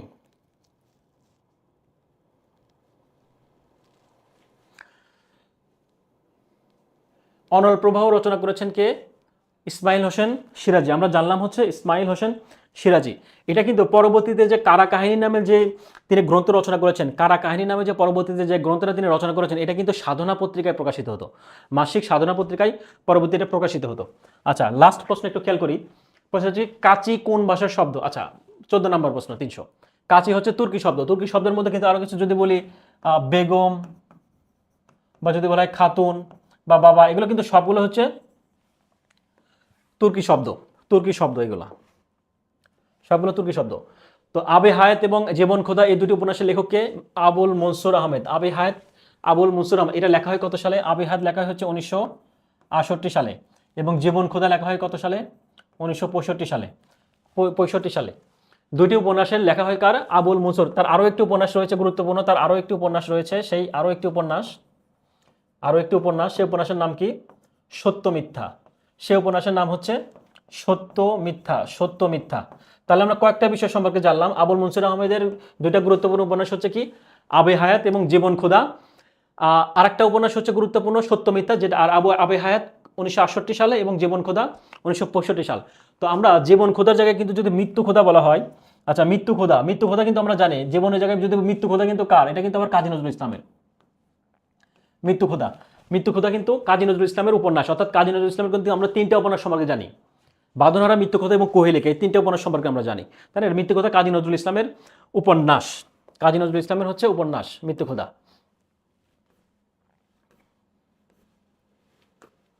আচ্ছা, তো আমাদের আজকের আয়োজন কত ছিল? 315 পর্যন্ত। অর্থাৎ আমরা 281 থেকে 315 পর্যন্ত আমরা মোটামুটিভাবে ব্যাখ্যা সহকারে পড়ার চেষ্টা করলাম। তো আশা করি আপনাদের আমাদের ক্লাসগুলো অনেক ভালো লেগেছে এবং আপনারা নোট ডাউন করে পড়েছেন। আমার অনুরোধ থাকবে, বারবার একটা কথা বলি, এই ক্লাসগুলো, এই প্রশ্নের ব্যাখ্যাগুলো অবশ্যই নোট ডাউন করে নেবেন, যাতে করে পরবর্তীতে আপনাদের জন্য অনেক ঝামেলা পোহাতে না হয় এবং রিভিশন দিতে যাতে সুবিধা হয়। তো যাই হোক, আজকে এই পর্যন্তই থাকবে ইনশাআল্লাহ। পরবর্তী ক্লাসে আবারও দেখা হবে। ততদিন পর্যন্ত ভালো থাকবেন, সুস্থ থাকবেন। আসসালামু আলাইকুম।